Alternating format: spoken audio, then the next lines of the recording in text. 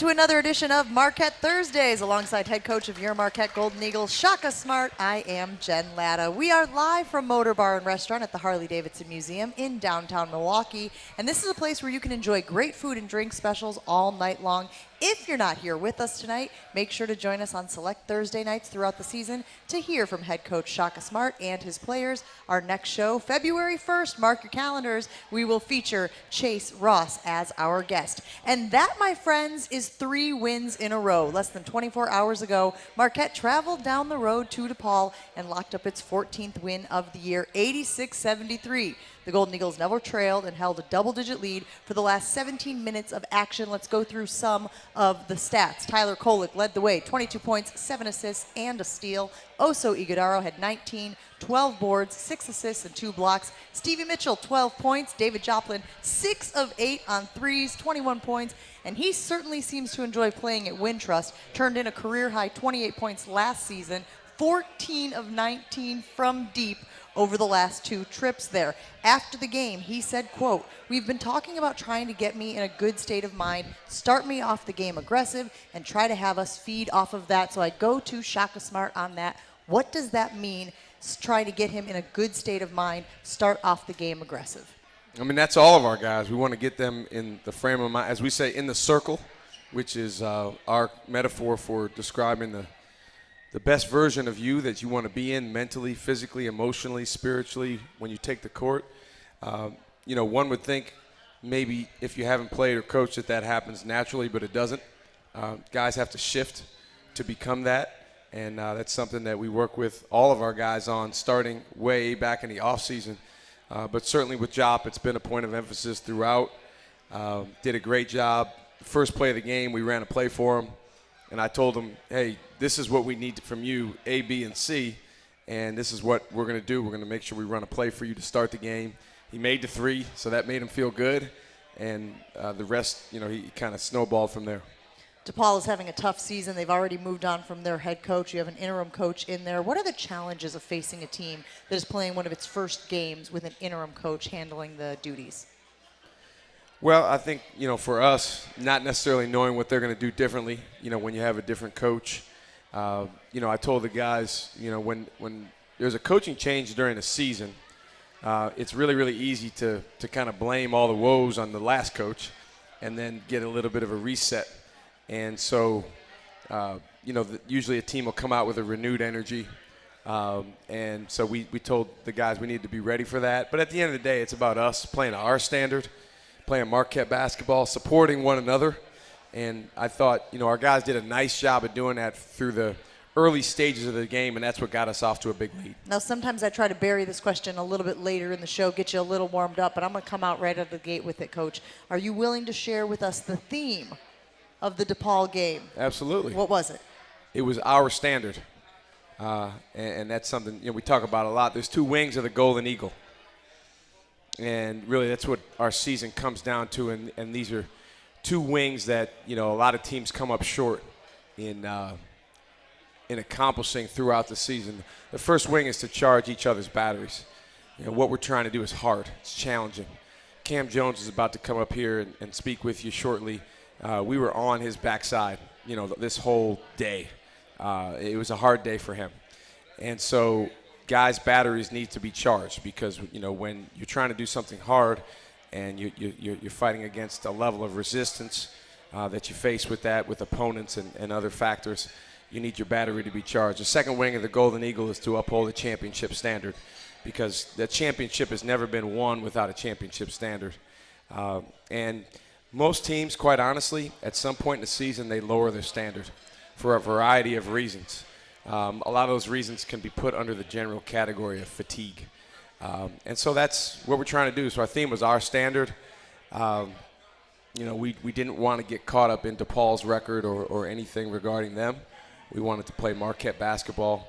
I thought at times we did that. I thought Tyler Kolek and Oso Ighodaro really did a great job of upholding that themselves. As a team, we certainly could have been better at times, but that's why we're back today, working to grow. I'm glad you bring that up because the broadcast was really talking a lot about the connection between Kolek and Oso. How would you describe it, and how has it evolved in their time together? 2 special young men, and when you put the 2 of them together, There's not two guys I would rather have as a tandem in college basketball. You're talking about first and foremost, before you even step on the basketball, two extremely high character people. They care about each other. They care about their teammates. They care about Marquette.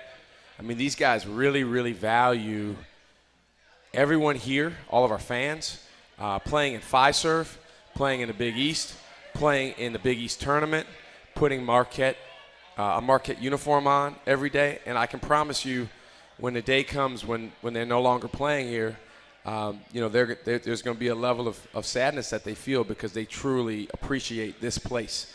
Oso Ighodaro stayed here after a coaching change because he loved Marquette. That's rare in this day and age. Most of the time there's a coaching change, and it's like, I'm out of here. I can go somewhere else, especially after playing 38 minutes his entire freshman year. Tyler Kolek, his life has changed in so many ways since he got to Marquette, and he really appreciates that. One of the things that they were talking about after the game, and you mentioned it several times in your post-game interview after the win over DePaul, was the phrase competitive intensity. And it does feel like, if I'm interpreting it correctly, that does dovetail in with what your theme was, which was our standard. What is competitive intensity to you? Well, it's a combination of two terms that we use. One of them comes from your guy, Nick Saban, mental intensity, all right? So what mental intensity is, it's the ability to stay focused and locked in over a course of time. And Coach Saban always talked about that with his teams. We're trying to play 60 minutes of high-level Alabama standard football. And that's really, really hard because it makes your mind really, really lock in. And those are the two best guys we have on our team at that. The other term is competitive maturity. Competitive maturity is required to have mental intensity. Competitive maturity basically comes down to, are you able to be a winner? A competitor, someone that affects your team in a positive way towards winning, regardless of circumstances, even as those circumstances get tougher and more extreme. And so, interestingly enough, last night, the circumstance was we're not playing in a sold-out arena. Mm-hmm. We're not playing in Madison Square Garden. We're not playing a team that, is near the top of the standings. And these guys are human beings. They know that. There's a level of energy that they get when we're playing against, or Rick Pitino, as you mentioned in the postgame. Exactly. Right? So I thought Tyler and Oso handled that the best, probably followed by Stevie. Job's kind of in a unique category of his own because he was locked in on making shots and playing well, and he did. The rest of the guys on our team, including the guy that's going to come up here and talk, who is a piece of work and one of my favorite guys I've ever coached. He and I will be close for the rest of our lives. I thought we weren't – the rest of us needed to be better. But great. That's why we come back today. And you had said last night that it wasn't your best defensive performance of the year, and yet it did seem like you guys were really good defensively. We talk all the time. Go ahead. Good is the enemy of great. Good is the enemy of great. So, we ask the guys a lot, how was this? How was that? And the human nature first reaction was, it was good. I asked my daughter, how was school? It was good. Okay, keep talking. Give me some more. Describe more. Okay, what was really good? What wasn't good enough? And, again, back in the offseason, somewhere June, July, August, I said, guys, write down your expectations for this season. Just write down what your expectations are. Not your goals, not your hopes, not your dreams. What are your expectations? How do you expect the season to go for you? How do you expect the season to go for the team? And so I keep that. And sometimes I'll pull it back out and I'll show the guys, well, if this is your expectations, then this is the standard. Because if the expectation and your habits and your standard and your behavior and your choices don't match up, then you're fooling yourself. Most people. There was a note that came out that said that Marquette now has forced 10 or more turnovers in every game this season. Is 10 the standard? No, that's way too low. That's what I thought. That's way too low. We got to double that. Turnovers, it's an interesting stat because you don't want to get too infatuated with it because if you go into the possession saying we have to turn them over, you're really getting away from your main goal, which is to keep them from scoring. Mm-hmm. And there's various ways you can do that. But there's a disruptivity, is that a word? Sure, I think it works. Disruptiveness. Disruptiveness, thank you, that we want to have, that at times when we do have that, it's good for keeping them from scoring, and it's good for turning them over. And we had that at times against DePaul last night. We need to have it for a whole 40 minutes on Saturday against Seton Hall, because they're a really good team, and we did not do a good enough job disrupting them last time out. See, when I'm watching the games, I really like seeing a shot clock violation from the opponent. Yeah. I think it means you guys are playing great defense. You're keeping them from what they want to do, which is get to the basket or get a good look. And I feel like it's a good defensive technique when you can just kind of grind it out like that. Do you like it when a shot clock violation happens? I love it. That's a turnover. I mean, listen, I asked the guys, I said, guys, what is their points per possession on possessions where they turn the ball over? And they thought for a second. They said 0, Coach. 0. Great. That's what we want. So, shot clock violation is phenomenal. And it's kind of doing it the old-fashioned way, earning it over the course of a whole 30 seconds. And so we need more of those. We have so much more to get to tonight with Shaka Smart. I really have like 70 more questions for you, but we will get to Cam as well tonight. Enjoy an artfully stylish experience at St. Kate the Arts Hotel with deluxe accommodations, culinary creativity, on-site art galleries, and nightly live music. You'll enjoy every element of your stay at St. Kate. Learn more at stkatearts.com. That's stkatearts.com. Much more with Shaka Smart right after this on Marquette Thursdays with the head coach, Shaka Smart.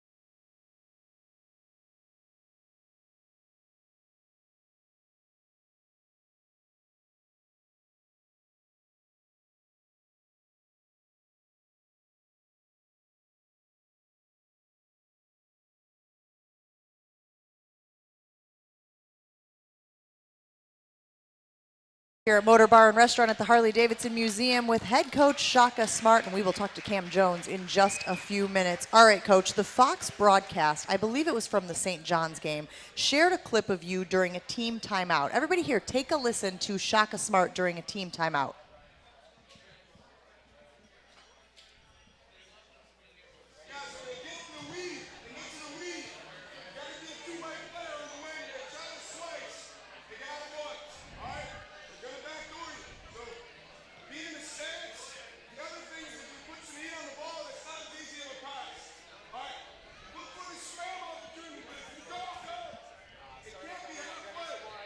Look for the scram opportunity, but if you go, go. I didn't play basketball. Scram opportunity is not something that you hear on a lot of broadcasts. So I thought this might be a good opportunity for you to educate all of us out here about what a scram opportunity is.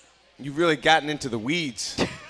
That's one of those things that some but not all fans would be interested in. But so what scram means is if you can kind of picture us on defense and they bring their tallest guy, in the case of St. John's, big Joel Soriano, 6'11", 265 pounds, up to set a screen on the ball. And we switch. So now Stevie Mitchell is on him, and he's going back down to the basket. So we got Stevie Mitchell.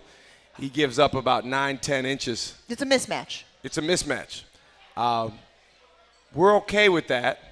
But if we've got David Joplin or Ben Gold in the game in a help position where he can yell, scram, he takes Soriano, the big guy, rolling, and then Stevie takes his guy. And so that's a way to kind of minimize the mismatch. But it happens fast. So you really have to be on the same page. And that's why I was saying in that clip, if you go, go. Like it can't be halfway. Indecisive. And it's not called by Stevie. It's called by Ben or David Joplin, whoever's off the ball. They're the one calling scram. Is it as simple as them yelling out scram? Yes. And the guys knowing then there's a recognition there? Yes, the communication is a huge part of it, but then actually executing it is big. Big picture, because that was a peep inside your huddle, right? Do you like those cameras in there? It might be part of the broadcast deal and like Big East and Fox and whatnot, but it is nice for fans to be able to see what you're communicating with your team during the game. I mean, do I like it? Not necessarily. I mean, I think it's good for fans to be able to see in there. The thing that's tough is I would imagine they only take like a certain sound bite, so you lose the context of everything that's being said in there. But I think most of the time the producers do a pretty good job of putting something on the air that is basic enough that people can use, or in the case of the broadcast, the color commentator can describe what the coach is talking about. I love that. After the win over St. John's, which I believe is when that clip was from, your team had a little group FaceTime. Who was that with, and why was that meaningful? With Shawnee Jones. Yeah, I mean, Sean had surgery the day before the game, and if anyone's had ACL surgery, it's hard, and it's a long day. It's a long recovery, and then the next day you're in a lot of pain, and the next several days. And so now he's, 6 days, post-surgery. But I told Sean, I said, text me at the half, give me your thoughts. And so he had texted me some stuff at halftime. I usually don't look at my phone, but I knew he was going to text me, so I did. And shared that with the team. And then as soon as we won, we always – after every win, the guys dance. We do a dance with music in the locker room. It's kind of a freestyle dance. It's just something that we do because you got to celebrate winning. If when you win, it's just a relief. Oh, we won, thank goodness. Then this is too long and too hard. You got to actually celebrate and be happy that you won. So, we got the music going, and the guys did their dance, and then the very next thing after that, we got Sean on the FaceTime and let him say some words to the guys. We're still doing milkshakes for some of those victories? Absolutely. Just want to make sure. Every road win. And it had been a while since we had a milkshake, so we've had two, in the last several days, so that's good. How do you feel like your team is dealing with those injuries to those key players? How do you feel like they overall are dealing with them? The best that we can. I think that the guys really care about each other, so there's certainly a genuine level of care and concern for Sean, and just trying to, help keep him as high-spirited as possible. And then with Chase, he's around practice and he's in the huddles and in the mix, but he's not practicing yet. He's, able to do some shooting and some drill stuff with no contact. And so just a matter of time before he comes back. All right, so this week you guys had an 8 p.m. game against DePaul. You'll have a 12 p.m. game against Seton Hall on Saturday. What are the differences in the day of preparation, especially when you have a night game versus a day game? I'm assuming there's a lot of trial and error with figuring out what the best schedule is. Do you just shift the day when you have a night game? How does it work? Well, it's just a much longer day when it's a night game. There's pros and cons. I think if you ask the players, they would always prefer a late night game. If you ask the coaches, they would prefer an early game. Although I'll take whatever gets the players in the best place. We played at 8, so when you're on the road, that you're in the hotel basically most of the day. We did have shoot around, I think around maybe 12:30, 12:45. So you go to the arena. DePaul, and this is maybe one of the things Jop likes about DePaul, the hotel we stayed at, you literally don't have to go outside. You go right across a bridge, a closed like a skywalk? A skywalk. Yep. To Wintrust Arena, and so it's very convenient. And so we went over there. We do shoot around. We have pregame meal about 3.5 hours before the game, and then we go play. All right, so one of the stories that came out this week, the team was struggling earlier. Now you guys have clipped off those 3 wins, but there was a team meeting. It was actually like a leaders meeting, right, that took place at Chick-fil-A of all places. Now, I don't see them on our sponsor sheet, but we're going to give them a couple of mentions here anyway. I guess Tyler Kolek was there and Oso Ighodaro was there. I believe Cam, who's with us this evening, was there as well. What did you learn about that? I know you weren't there, but you have talked a lot about this being a team-led team, right? A players-led team. Yep. Yeah. So what do you take from those guys getting together and kind of saying, hey, let's figure this thing out? Well, I mean, that happens more regularly than you might think because these guys are constantly in dialogue. But what you're talking about was specifically after the Butler game at home. We had lost to Seton Hall. We had lost to Butler. And for anyone that was at the Butler game or watched the Butler game on TV, and certainly for our team that experienced it, it was weird. That was not us. It was not, who we've been. And it was just, not only did we not shoot the ball well or play very well, it just wasn't us. So, guys, we better, talk about this and help each other, figure out where you need to be. And this is all before we got back together as a group.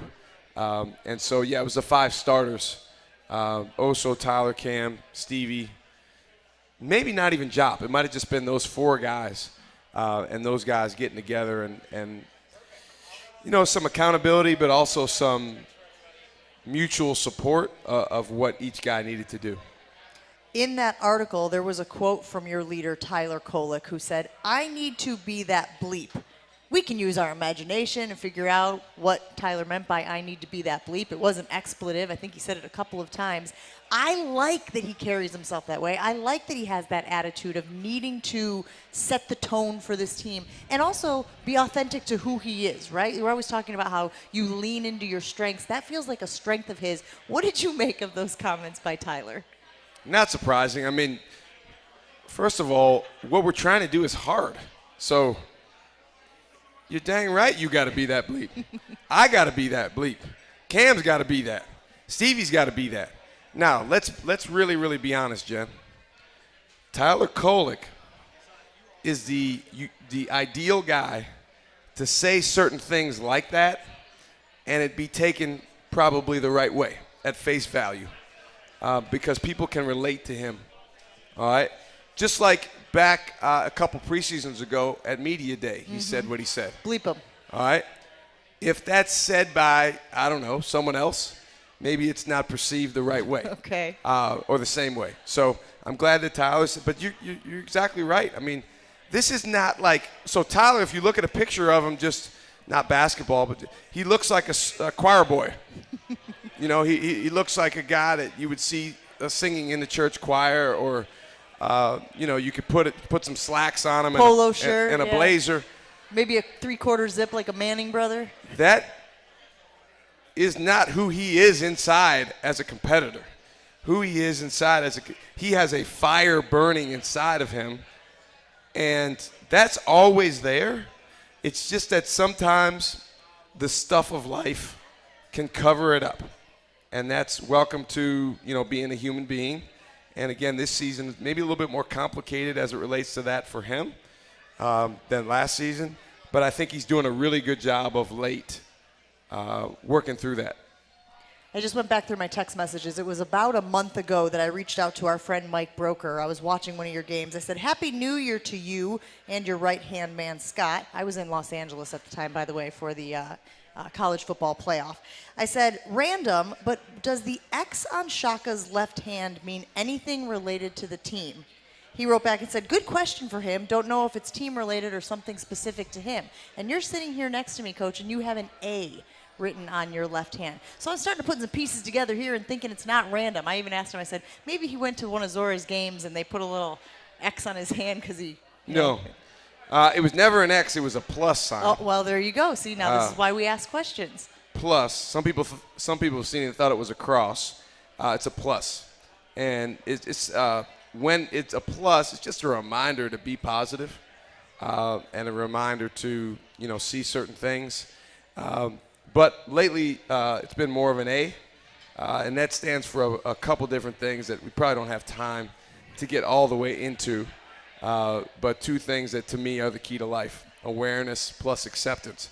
And so just trying to help, first and foremost, myself and then our team own and honor those things during the game. See, that's why observation is so important, right? I'm watching the game. I see what I think is an X, but it ends up being a lot of people. Yeah, it's easy to confuse. Here, and you got the A on your hand, so I figured, you know what? Let's just ask Coach Shaka Smart what those letters and symbols are on his hand. We are going to take a break. We are going to get Cam Jones coming up here and sitting with us in just a few moments. I want to tell you that if you want to watch Marquette battle #1 ranked UConn in the home finale on March 6th, you need to get your tickets. They are going fast. Secure your seats today at gomarquette.com/tickets. Cam Jones coming up next on the Marquette Basketball Hour, Marquette Thursdays with Shaka Smart.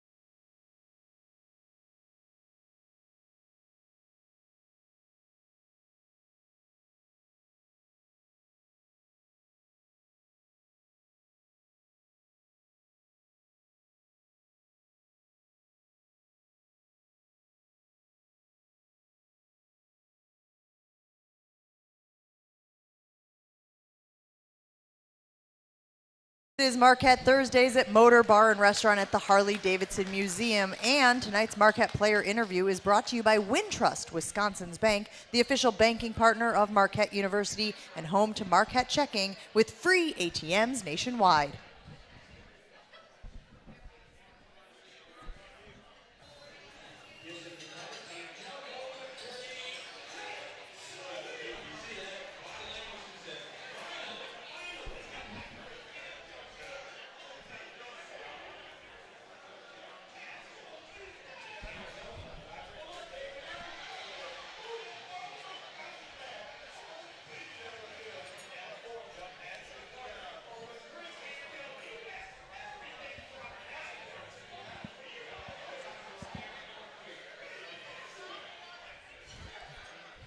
We are so happy to be joined now by Cam Jones, a 6'5 junior from Memphis, Tennessee, and the guy that Shaka has called the best three-point shooter on the team. All right, we just talked to Shaka about this. He was not at the Chick-fil-A dinner, but you were. What brought that together, and what did you guys discuss at that meal? So that was after the Butler game, I believe, at home. Yep. And we had an event to do that morning, and, we just went to get food. And we knew we was going to talk, but we didn't plan it to be at Chick-fil-A. We thought it was going to be at where we live. We just decided to get food and decided to dine in and just have it there. It was pretty much just checking up on each other, asking each other if there was anything bothering each other that, we wanted to talk about amongst each other, because we've been here playing together going on 3 years now. So our connections, our connectivity, and our relationships as a whole unit, and that four in general, and that five with including Jock is real important for us. Do those types of conversations get real? I mean, where you can say things that maybe during the course of a season, when you're going, might go unsaid? Oh yeah, for sure. There's definitely a lot of personal things said. A lot of things that you appreciate your teammates saying to you. Feeling, knowing that they trust you with. Some of the things that they say, and you can do the same, and that's a blessing to be around. Tyler Koechlik has gone on the record and said, "I need to be that bleep. I need to be that cocky bleep." You and I know what that word is. Everybody here, I think, knows what that word is. We can't say it on the radio, but let's just assume everybody can use their imagination. For sure. Why is that important for him to be that way? That's just who he is when he's at his best. He got that. The white chocolate swag. He talks trash. To the crowd sometimes. He talks trash to the crowd. He talks trash to the players. I hear some of the stuff he says. It's pretty. He's a pretty funny guy, man. But just since I've known him, the first day meeting him, my freshman summer, he was pulling up. Everybody was playing one-on-one. He was scoring, talking trash from the beginning. So that's just him when he's at his best, man. Like you said, he needs that to, play how he played last night. In the first weekly honors of the season, you were named Big East Player of the Week. That's your third of your career. One, what did that mean to you? And two, how does that become a carrot dangling in front of you that then you're trying to duplicate that effort or get that achievement every time you're out there? To be named the Big East Player of the Year, it's a real honor because it's not easy. It's real hard. That I would say because of that, it means a lot to me. Just to hear that and have that honor, that's cool. It's a testament, to the work that you put in. And what was the second part of the question? And how does it motivate you in every following week? I'm assuming you see it when the Big East list comes out, and when you don't get Big East Player of the Week. Well, I only know when I get it because somebody tell me. So the only way I know I don't get it if somebody don't tell me. But I think every game, it's the same motivation. The Big East is a very hard league, man. It's almost like underrated how hard it is to play in this league. The refs don't help you. The crowd don't help you if you're not at home. It's tough, man, and having those relationships with your teammates and your coaches is very important. Even for a road game at DePaul, which was almost sounded like a home game, but you know, it's still tough to go in someone's, you know, arena and beat them because no one wants to lose at home. Yeah, we could hear the "We Are Marquette" cheers and chants late in that game at DePaul. Okay, let's get a little personal here. A lot of people might not know that you are a huge boxing fan, and not just a fan like you go and watch people box, but that you do this as well. In what way does that discipline help you as a basketball player? It can help with your, you know, what's like to be called a killer mentality. You know, when you're boxing, the person that you're fighting is trying to take your head off every second. You know, and that's the same way you are with your opponent. And it's good to attack games that way. You know, just having that killer instinct. You know, it's the person opposing me, or it's gonna be me. Somebody has to win, and that's just one way, you know, to have that, to help my mindset and, you know, help when times get hard. I was thinking about this when I saw that you were a boxing aficionado. What's the best boxing movie?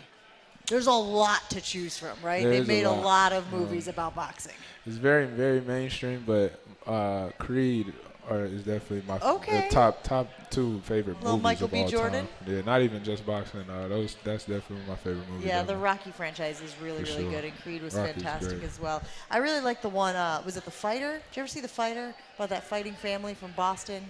Like Mark Wahlberg was in it. Christian Bale was in it. No, All right, I'm going to send you a link. You All can right, watch cool. that That one. I sounds think good. you would really appreciate it as well. We are sitting here with Cam Jones at Motor Bar and Restaurant for the Marquette Basketball Hour, Marquette Thursdays with Shaka Smart. Who is an NBA player that you think your game resembles? Resembles.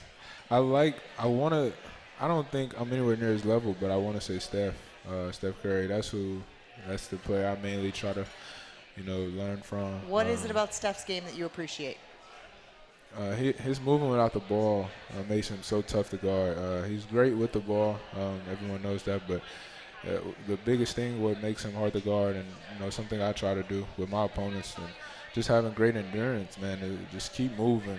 Nobody likes to chase somebody around full speed, you know, for 40 minutes. So if you can do that, and you know, still have the endurance to play defense, and you know, just stay disciplined, that could be a real advantage for you. I know you take a lot of pride in your three-point percentage.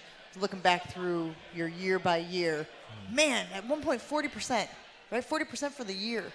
Is the goal to get back to that level? Is the goal to be like that kind of a killer from outside?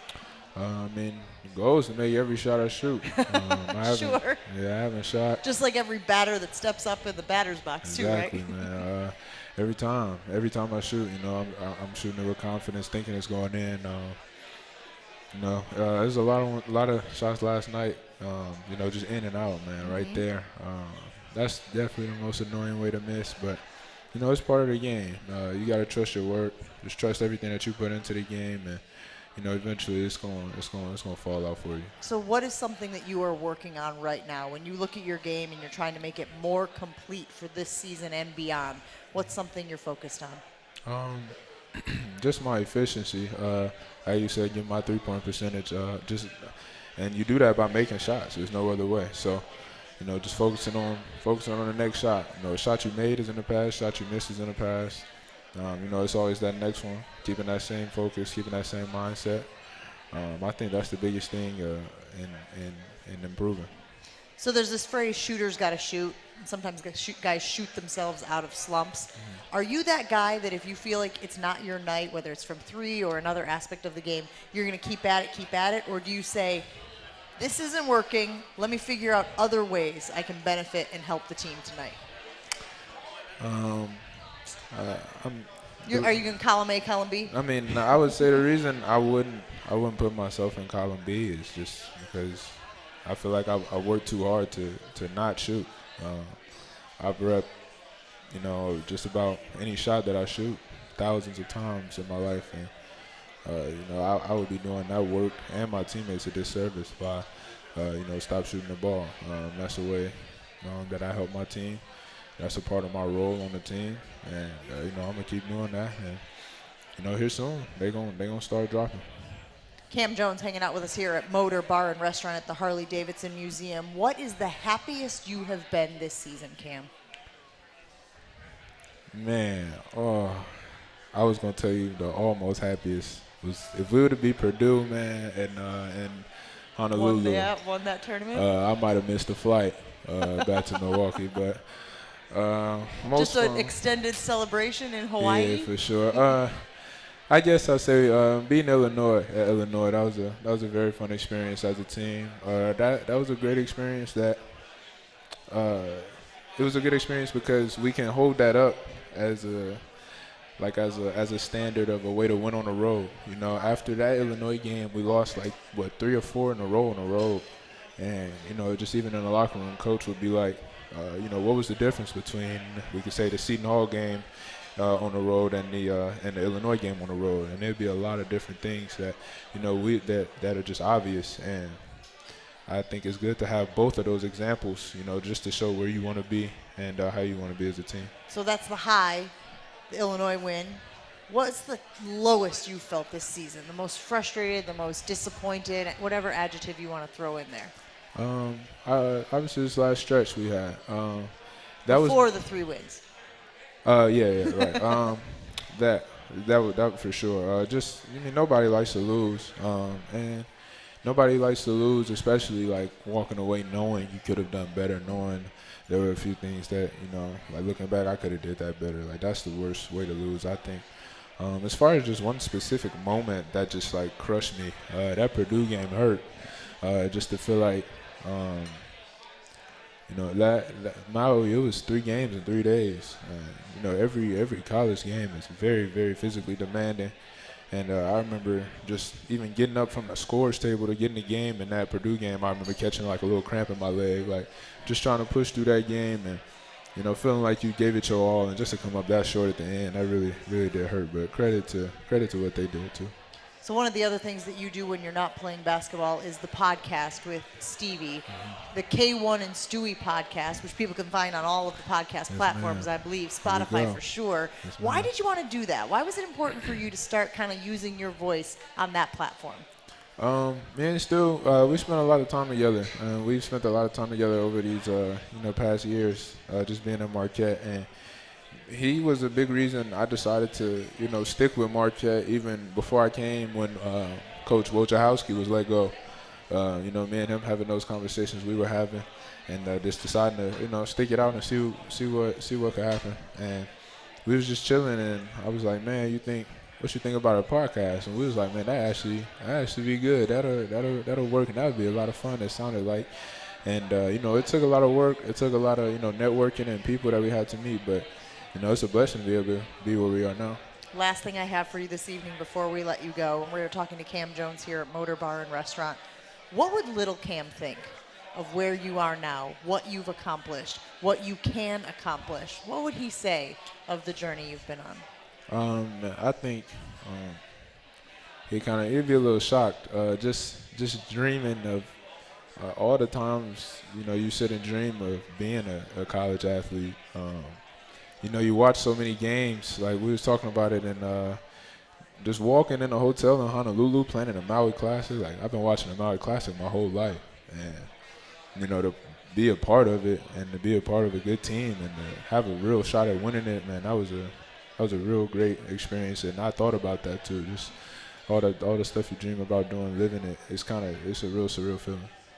Well, we are thrilled to be able to cheer you and your teammates on. Best of luck in the future. Have a great rest of the season. We appreciate you hanging out with us here on Marquette Thursdays. Cam Jones, everybody.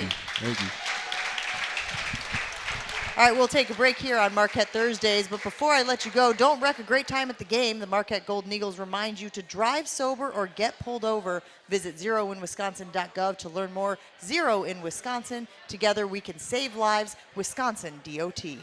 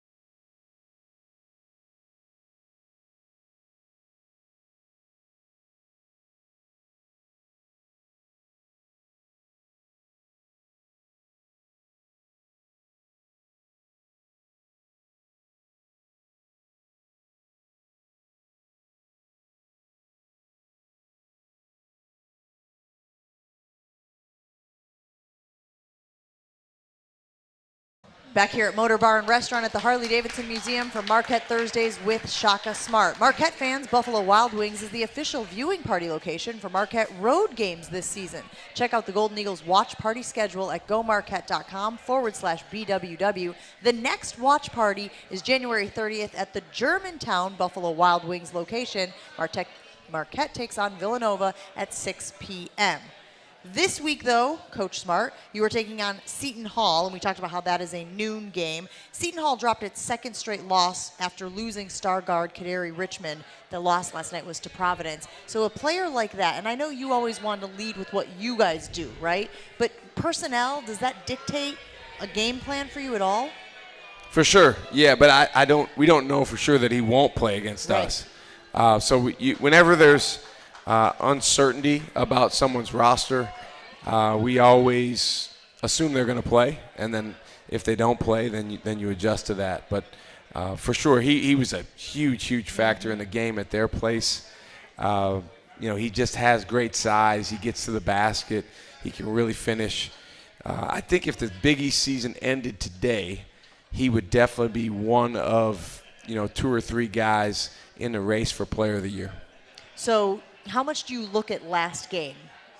Oh, a lot. I Yeah? mean, that's the most valuable game film. Even though that they've played 5 games since then, you look at those and maybe certain things that they might have adjusted or doing differently. But, Shaheen Holloway is a very convicted, very good coach. He knows what he wants to do. And so the things that they did against us in the first game, I would imagine, they'll go back to the well with a lot of those things. The other note that I have here is that Wes Matthews will officially be inducted into the M Club Hall of Fame prior to Saturday's game against Seton Hall. So many folks here have such fond memories of Wes Matthews wearing a Marquette uniform and then, of course, wearing a Bucks uniform as well. What has his presence meant? We know Dwayne Wade heavily involved in the program, but Wes being in Milwaukee when he was, in what ways were his presence felt? Well, Wes is an awesome guy. From Madison, Wisconsin, so he and I have that in common. I remember Wes when he was coming out of high school, and I've just always been so impressed with his impact on his teams. And I said this before in a different interview. When Marquette signed Wes Matthews, Jarrell McNeil, and Dominic James, I remember thinking, wow, they're going to be good for a long time with those guys.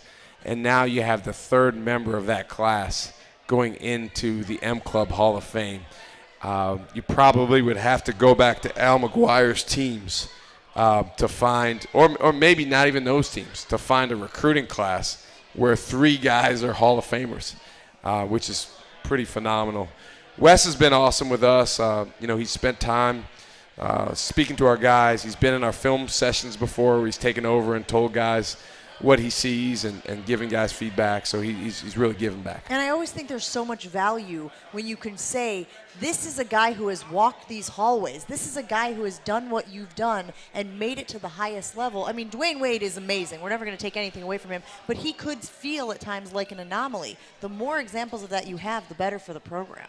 Absolutely, and Wes did it the old-fashioned way. He earned it. He had a 4-year career. He went undrafted, and he's still playing in the NBA, which is phenomenal.